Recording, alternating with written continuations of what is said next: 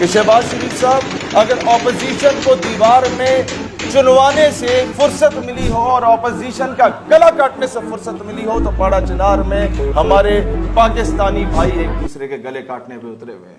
وہاں پر 2 درجن سے زائد جنازے اٹھ چکے ہیں پچھلے 2 دنوں میں. آ کے لوگ ہمارے پارٹی کے ورکر سے پوچھ رہے ہیں کہ آپ کے چیئرمین کا سٹیٹمنٹ نہیں آیا کہ وہ اس فرقے کے ساتھ ہیں یا اس فرقے کے ساتھ ہیں. میرے ساتھ دونوں فرقے موجود ہیں, میں پاکستان کے ساتھ ہوں. آپ اس فرقے کے ساتھ ہیں یا اس فرقے کے ساتھ ہیں. بھائی میرے پاڑا چنار کے بچے رات کو سو نہیں پا رہے, وہاں کی بچیاں سکول نہیں جا پا رہی.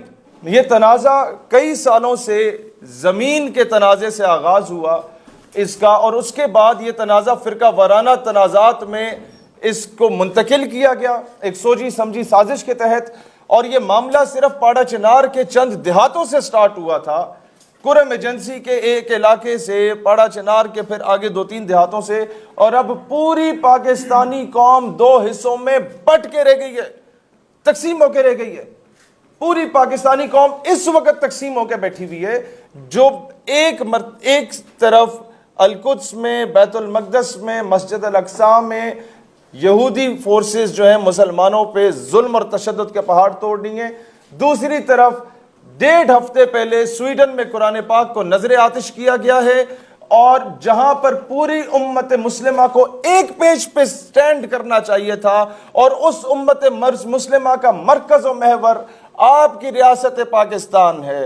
واحد میں سمجھتا ہوں کہ نیوکلیئر سٹیٹ ہے جس سے امیدوں کا مرکز ہونا چاہیے. آج وہ ریاست پاکستان 2 دھڑوں میں تقسیم ہو چکی ہے ان فرقہ وارانہ تصادم کو لے کے, جس سے ہر محب وطن پاکستانی کا دل خون کے آنسور ہو رہا ہے. اس وقت میں آپ لوگوں کے سامنے رکھنا چاہتا ہوں کہ ہم لوگوں نے کیا کیا. کل رات کو ہی ہم لوگوں نے خطوط ارسال کیے 4 علماء دین کو جو تمام مکاتب فکر کے لیے غیر متنازع ہیں اور اپنے مکاتب فکر میں ایک زوراور اور ایک تناور نام رکھنے والے لوگ ہیں.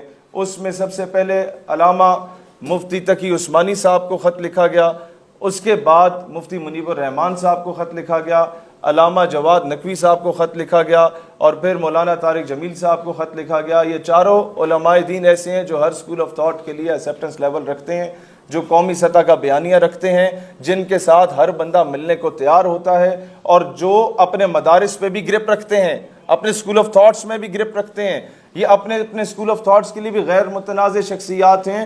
ہم نے ان سے کہا کہ اس وقت پاکستان کی 25 کروڑ عوام آپ کی طرف دیکھ رہی ہے, بجائے اس کے کہ چھوٹے قد والے لوگ آ کے پریس کانفرنس کر کے ایک دوسرے پہ تیر برسائیں, بڑے قد والے لوگ بڑے پن کا مظاہرہ کریں, اعلیٰ ظرفی کا مظاہرہ کریں, اور پاڑا چنار کا رخ کریں, اور وہاں کے تمام قبائلی عمائدین کو ایک پیج پہ بٹھائیں. آپ کو اگر تھوڑی سی فرصت ہو اپنے یہ 4 پودے لگانے کے ڈرامے بازیوں سے, تو ذرا فوکس اس طرف بھی کر دیں کہ میری قوم مر رہی ہے. اور یہ معاملہ پھر پاڑا چنار تک نہیں رہے گا, یہ گلگت سے لے کے بلوچستان تک یہ معاملہ پھیلنے والا ہے. اور یہ دشمن کا پرائم فوکس ہوتا ہے کہ جہاں سے سی پیک کا آغاز ہو رہا ہے اور جہاں پر سی پیک کا اختتام ہو رہا ہے, ان علاقوں کو, ان صوبوں کو, ان انتظامی اکائیوں کو ڈسٹرب کیا جائے کہ انٹرنیشنل انویسٹر کو روکا جائے. یہاں پر چھوٹا ذہن رکھنے والے لوگ اس چیز کو نہیں سمجھتے اور ان کے اعلی کار ثابت ہوتے ہیں. اور پھر ہماری امت مسلمہ, میں آپ لوگوں سے کہنا چاہتا ہوں, میرے پاڑا چنار کے میرے مسلمان بھائیوں, میرے پاکستانی بھائیوں اور میرے پشتون بھائیوں, میں آپ لوگوں سے آج ایک چیز کہنا چاہتا ہوں کہ اس سے پہلے بھی یہی ہوا. افغانستان میں خانہ جنگی کرائی گئی, لیبیا میں خانہ جنگی کرائی گئی, سیریا میں خانہ جنگی کرائی گئی, لیبنان میں خانہ جنگی کرائی گئی. اور پھر جب امریکہ امن کے قیام کے لیے آتا ہے اور امریکہ آ کے جب امن کے لیے آتا ہے, تو پھر وہ تم دونوں کو جب چن چن کے مارتا ہے تو وہ تم سے سوال نہیں کرتا کہ تاس تو پشتون دے یا پنجابیان دے. نہ وہ آپ سے یہ سوال کرتا ہے کہ تم شیعہ و سنی ہو یا وہابی ہو, یا وہ آپ سے یہ سوال کرتا ہے کہ جناب تم ہاتھ باندھتے ہو, رفع یدین کرتے ہو, یا ہاتھ چھوڑ کے نماز پڑھتے ہو. ہم لوگوں نے آج تک دنیا میں کبھی نہیں دیکھا کہ جناب جو ملک ہمارے خلاف لڑا ہے وہ کیتھولک ہے یا پروٹیسٹنٹ ہے یا آرتھوڈاکس ہے, ہمیں تو پتہ ہی نہیں ہے. اسی طرح انہیں بھی اس چیز سے غرض نہیں ہے کہ تمہارا فرقہ کیا ہے, انہیں غرض اس چیز سے ہے کہ تمہیں توڑنا ہے, تم مسلمان ہو, تمہیں تقسیم کرنا ہے, اور ہم الو کے پٹھوں کی طرح استعمال ہو رہے ہیں, ہم ایک دوسرے کا گریبان پکڑ رہے ہیں. کرم ایجنسی آپ کے ٹرائبل ایریاز کا سب سے زیادہ ویل ایجوکیٹڈ ایریا ہے.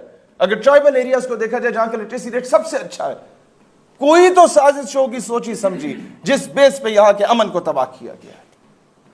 اور اس پر میں بہت بڑے دل سے یہ بات کرنا چاہ رہا ہوں، جو کام حکومت کو کرنا چاہیے تھا وہ آج منظور پشتین کر رہا ہے. منظور پشتین کی کل میں نے بیان سنا جس میں اس نے کہا کہ میں سارے مشران کو لے کر جاؤں گا اور امن کے مذاکرات کرائے جائیں گے، دونوں طرف میرے اپنے قوم کے لوگ مر رہے ہیں، ہم یہ نہیں چاہتے. تو اس معاملے میں پاکستان نظریاتی پارٹی منظور پشتین کے اس موقف کی حمایت کرتی ہے.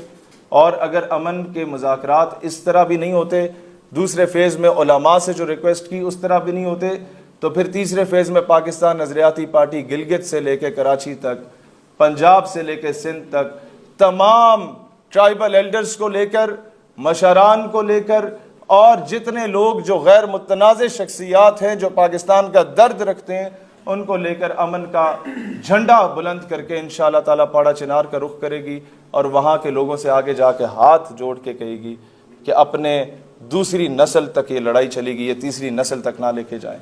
کیونکہ اس جنگ کا پھر معاملہ صرف پاکستان تک نہیں رہنا، پوری امت دو حصوں میں ڈیوائیڈ ہو جائے گی. پاکستان اس سے بڑھ کر فرقہ واریت کا متحمل نہیں ہو سکتا.